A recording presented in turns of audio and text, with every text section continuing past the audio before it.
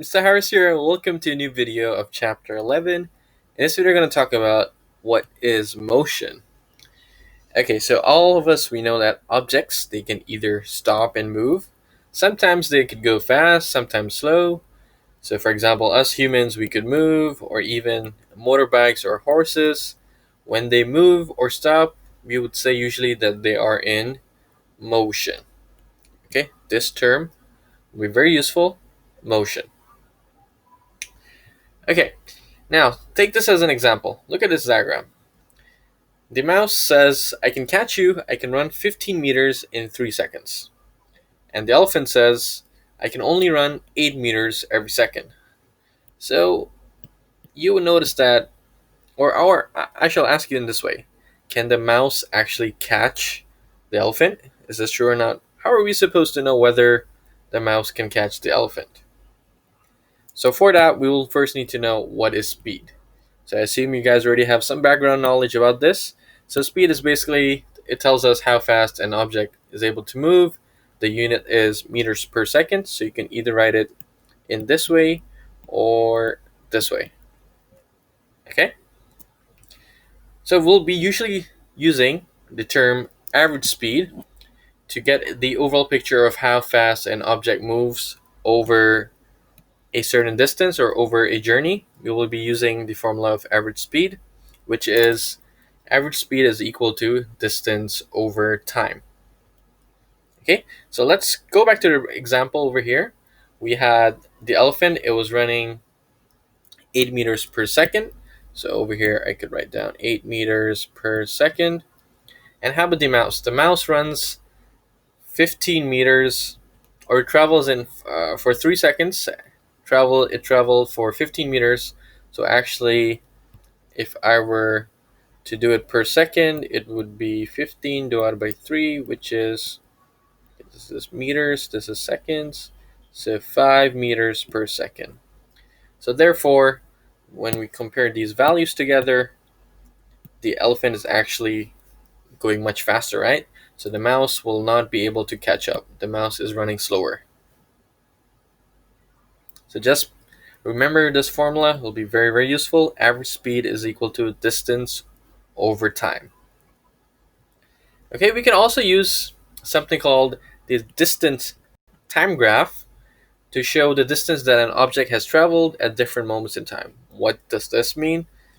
Don't worry, let's see an example.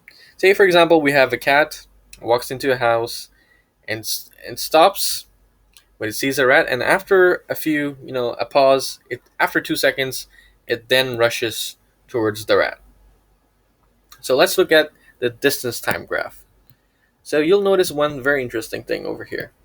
You first see that it rises, and all of a sudden, there's this pause, there's this gap for 2 seconds where the cat doesn't travel, and all of a sudden, this hikes really, it goes really steep over here.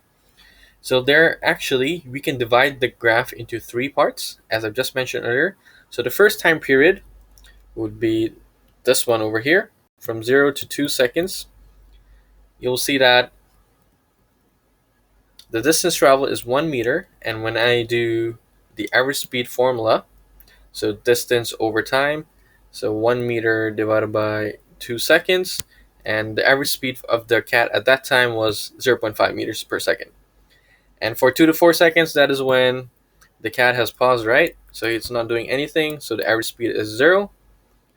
And however, once it sees sees the rat, and it jumps immediately to try to catch it, that is when it's able to travel a larger distance, a longer distance, and hence why the average speed has increased.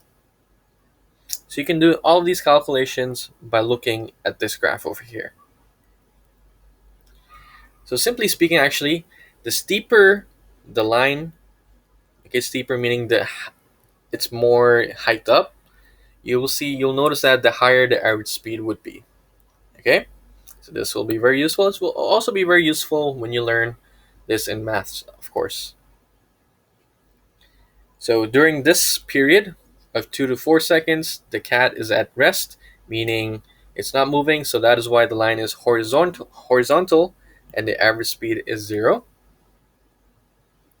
So in a distance time graph, simply speaking, a steeper line represents a higher average speed. Okay, let's do some checkpoint questions.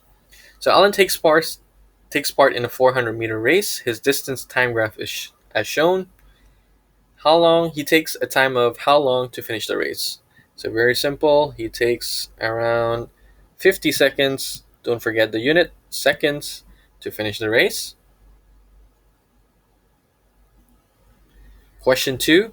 He runs a distance of how long in the first 40 seconds. So let's see, 40 seconds is right about here, and he runs for roughly around 300. Don't forget the unit. Unit is meters.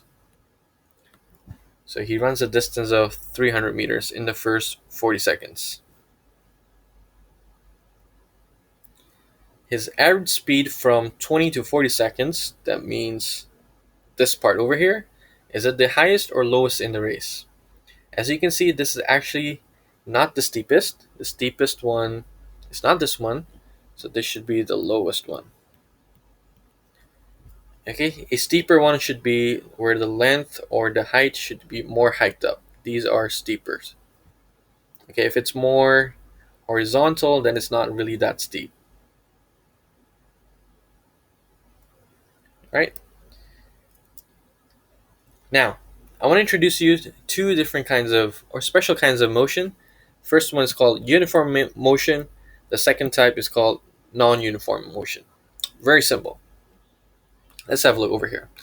So, Sue goes cycling on a straight road. Her distance time graph is shown. You'll notice one thing that is, it's very, very constant.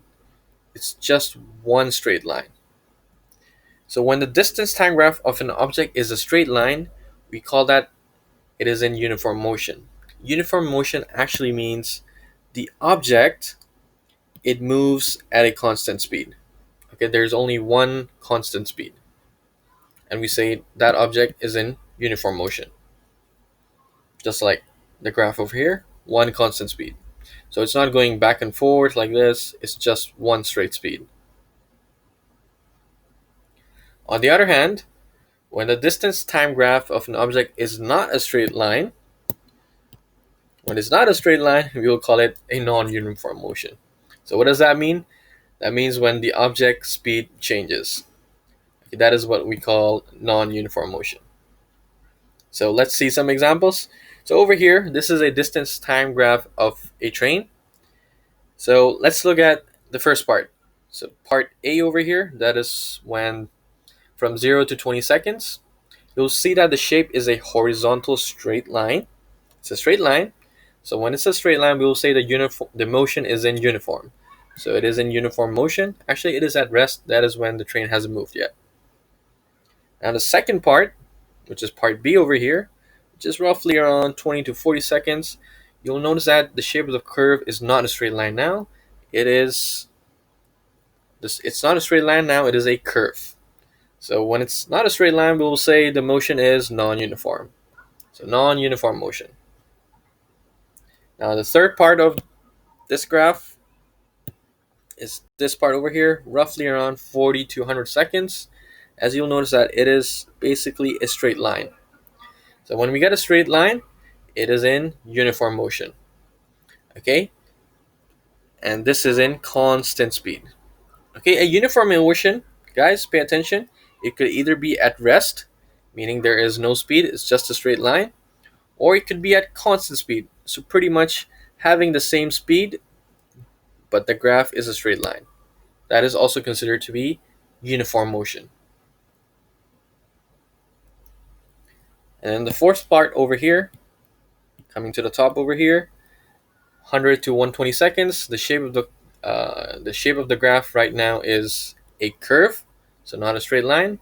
So when it's not a straight line, we'll call that non-uniform motion.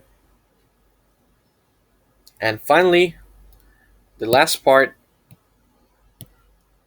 part E over here, 120 to 140 seconds. The shape of the graph, or the shape of the line right now, is a straight line.